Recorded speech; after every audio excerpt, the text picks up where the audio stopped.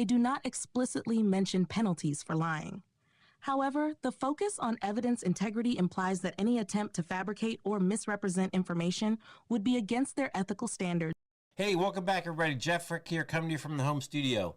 You know, recently there's been a lot of conversation about debate and debates, and I was never in debate club or debate class. I didn't have any friends from the debate club or debate class, but it got me thinking, because everyone's talking about there are winners and losers in debate, which begs a question. There's probably rules, because most things where there's a winner or a loser, you're judged by how well you execute within the rules, whether it's a football game, a chess match, or Family Feud. There's rules, and the rules define the game. That's really what the game is. So I thought, I don't really have a friend I could ask. I'll just ask my friend ChatGPT and get a little bit more information about debates. So question, is there some kind of debate accreditation organization or society or something? Are you asking about a specific field or topic, such as robotics, AI, or another area of interest? There are various organizations and societies in different fields that handle debates, accreditation, and similar activities. For example, in robotics, there's the IEEE Robotics and Automation Society. In AI, there's the Association for the Advancement of Artificial Intelligence, AAAI. Let me know more details so I can provide a more accurate answer. Debating, the field of debating. Ah, got it. In the field of debating, there are several notable organizations and societies. The National Speech and Debate Association, NSDA, is prominent in the United States, offering resources, tournaments, and accreditation for high school and collegiate debate. Internationally, the World Universities Debating Championship is a major event organized by various institutions, and the International Debate Education Association, IDEA, promotes debate education globally. Are you looking for information on any specific aspect or organization within the debate community? So have they published a set of rules or best practices or constraints about what defines a debate? What are the rules and regulations, the do's and the don'ts? Yes. Many debate organizations publish detailed rules, best practices, and guidelines. For example, the National Speech and Debate Association, NSDA, and the World Universities Debating Championship, WUDC, have their own sets of rules and regulations. These guidelines typically cover 1. Structure and format, guidelines on how debates are structured, including the number of speakers, the order of speeches, and the timing of each segment. 2. Scoring and judging, criteria for judging debates, including how arguments are scored, what constitutes a winning argument, and the roles of judges. 3. Code of conduct, rules about the behavior expected of debaters, including respect for opponents, adherence to time limits, and avoiding personal attacks. 4. Topic selection, procedures for selecting debate topics, often including a list of approved topics or guidelines for creating fair and balanced topics. For detailed rules and best practices, you can refer to the specific organization's official publications or websites. The NSDA, for instance, provides a comprehensive guide on their website, and the WDC has a rulebook available for participants. Would you like more detailed information or links to these resources? What about the guidelines on rules for the participants? The National Speech and Debate Association, NSDA, provides comprehensive guidelines and rules for participants in debate competitions. These guidelines are detailed in their High School Unified Manual, which outlines the procedures and rules for various debate events. Key points for participants. 1. Preparation and research. Debaters are expected to thoroughly research their topics, using credible sources to support their arguments. 2. Speech structure. Each speech should have a clear structure, typically including an introduction, body, and conclusion. This helps in delivering a coherent and persuasive argument. 3. Argumentation and rebuttals. Participants must present logical and well-supported arguments. They should also be prepared to rebut their opponent's arguments effectively, pointing out weaknesses and providing counter-arguments. 4. Timing. There are strict time limits for each segment of the debate, such as opening statements, rebuttals, and closing arguments. Adhering to these time limits is crucial. 5. Use of electronic devices. The manual specifies the conditions under which electronic devices can be used during debates, ensuring fairness and integrity. 6. Code of conduct.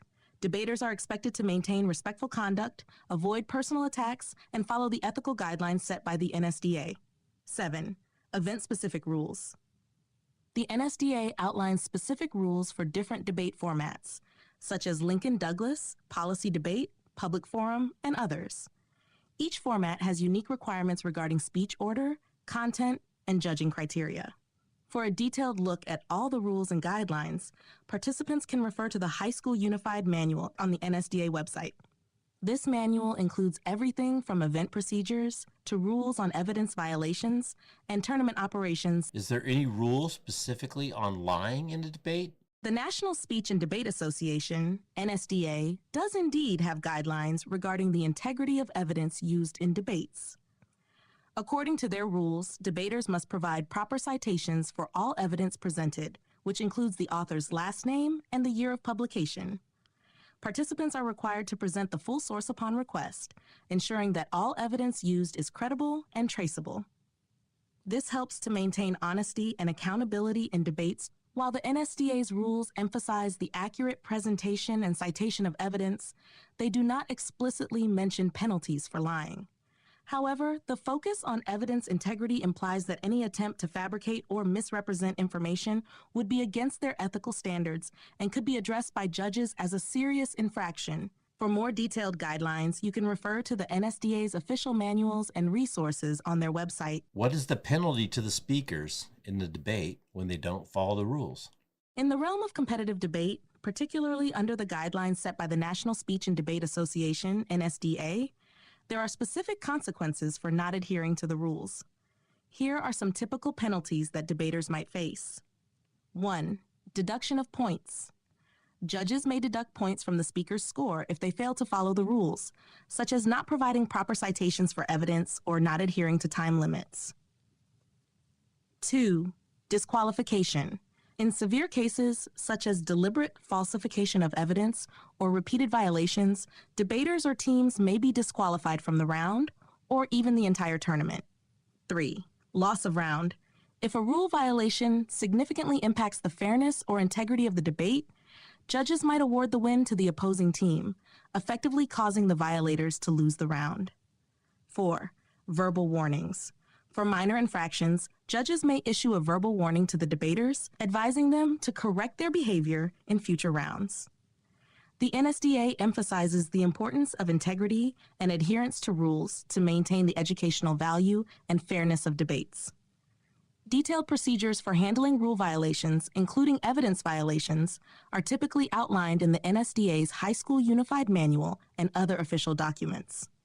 For more detailed information, you can refer to the NSDA's official rules and manuals. Is there a requirement to specifically answer the question posed? In the context of debate, especially under the guidelines set by the National Speech and Debate Association, NSDA, there are specific expectations regarding how participants should handle questions. Requirement to answer questions. Debaters are expected to directly and succinctly answer questions posed during cross-examinations and other questioning periods. The NSDA emphasizes the importance of answering questions accurately to demonstrate a deep understanding of the topic and the ability to defend their arguments effectively. Avoiding questions or providing irrelevant answers can negatively impact a debater's score and overall performance. Penalties for not following rules. 1. Point deductions. Judges may deduct points for not directly answering questions or for evasive responses. 2. Lower speaker ratings. Judges assess the quality of responses during cross-examinations, which can influence the speaker points awarded. 3. Judges' discretion. Repeated failure to address questions appropriately can lead to judges viewing the debater as less credible, which might affect the outcome of the debate. Best practices for answering questions. 1. Directness. Answer the question asked, providing clear and concise responses. 2. Clarity. If the question is unclear, debaters should clarify it by paraphrasing before answering. 3. Relevance. Ensure the answer is relevant to the question and supports your argument. 4. Respect. Maintain a respectful tone even during combative questioning periods, as mutual respect is expected. For more detailed information on debate rules and guidelines, you can refer to the NSDA's High School Unified Manual and their resources on debate evidence.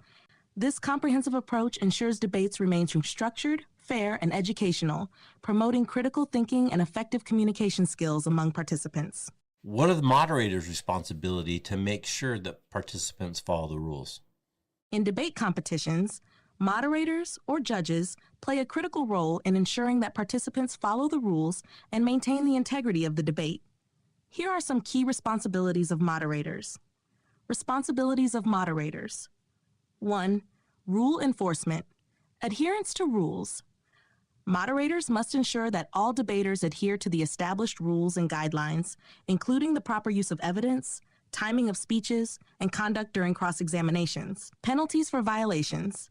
If a debater violates the rules, moderators are responsible for enforcing penalties, which can include point deductions, warnings, or even disqualification for severe infractions. 2. Timekeeping. Strict timing. Moderators must keep track of time for each speech and cross-examination period, ensuring that participants do not exceed their allotted time. Notifications. Providing verbal or visual cues to debaters when they are nearing the end of their time and signaling when their time is up. 3. Judging fairness. Objective evaluation. Moderators must evaluate each debater's performance objectively, considering the quality of arguments, use of evidence, and adherence to rules. Scoring criteria. Applying the scoring criteria consistently to all participants to ensure fairness and impartiality. 4. Maintaining order. Behavior management. Moderators must ensure that all participants maintain respectful behavior and follow the debate's code of conduct, intervening if necessary to prevent personal attacks or disruptions. Flow of debate. Ensuring the debate flows smoothly and remains focused on the topic at hand. 5. Question management. Cross-examination. Moderators oversee the questioning periods, ensuring that questions are relevant and answered appropriately. They may intervene if questions or answers deviate significantly from the topic or become inappropriate. Clarifications. Moderators may provide clarifications on rules or procedures if participants are unclear or confused. 6. Handling evidence. Verification. Ensuring that all evidence presented by debaters is properly cited and available for verification if requested by opponents or judges. Evidence violations. Addressing any evidence violations, such as the use of falsified information or failure to provide original sources, according to the debate rules. References. For more detailed guidelines on the responsibilities of moderators and the enforcement of rules, you can refer to the following resources. What are the guidelines to determine who wins and who loses? What's the score? In competitive debate, determining who wins and loses, as well as scoring participants, is guided by specific criteria and guidelines. These criteria are often outlined by the organizing body, such as the National Speech and Debate Association, NSDA. Here's an overview of the general guidelines. Scoring criteria. 1. Content. Argumentation. Quality and logical structure of arguments, including clarity, relevance, and depth of analysis. Evidence. Use of credible and well-cited evidence to support arguments. Proper integration of facts, statistics, and expert opinions. Rebuttals. Effectiveness in addressing and refuting opponents' arguments. 2. Style. Delivery. Clarity, fluency, and persuasiveness of speech. This includes tone, pace, eye contact, and overall presentation skills. Engagement. Ability to engage the audience and judges, maintaining their interest throughout the speech. 3. Strategy. Structure. Organization of speech, including a clear introduction, body, and conclusion. Adaptation. Responsiveness to opponents' arguments and the ability to adapt strategy as the debate progresses. Time management. Effective use of allocated time for presenting arguments and rebuttals. Judging guidelines. 1. Point allocation. Judges typically use a standardized scoring sheet to allocate points for each category: content, style, strategy. Points are usually given on a scale, e.g., 1 to 30 for each category, and the total points determine the overall score. 2. Winning the round. Cumulative points. The team or individual with the highest cumulative score across all categories usually wins the round. Ballots. Judges may also use a ballot system where they vote for the winner based on overall performance. The majority of judge ballots determine the winner in multi-judge panels. 3. Feedback. Judges provide written or verbal feedback to debaters, highlighting strengths and areas for improvement. This feedback is crucial for participants to learn and improve. 4. Ethical considerations. Judges must remain impartial and objective, avoiding any bias based on personal beliefs or preferences. Adherence to ethical standards, including fair assessment and constructive criticism, is essential. Specific debate formats. Different debate formats may have additional or specific criteria. For example, Lincoln-Douglas debate focuses heavily on values and philosophical arguments. Policy debate emphasizes detailed evidence and policy analysis. Public forum debate balances evidence with public speaking skills and audience adaptation.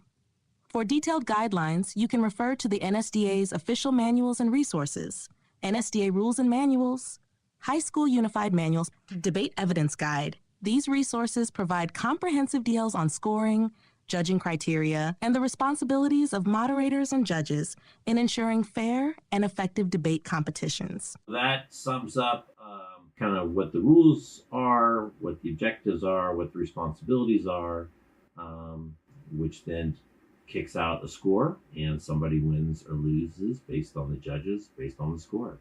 So Anita Iverson, my ChatGPT, thank you for those explanations and insights. Thank you for listening and watching. I'm Jeff Frick. You're watching Turn the Lens with Jeff Frick, coming from the home studio. Thanks for watching. Thanks for listening. We'll catch you next time.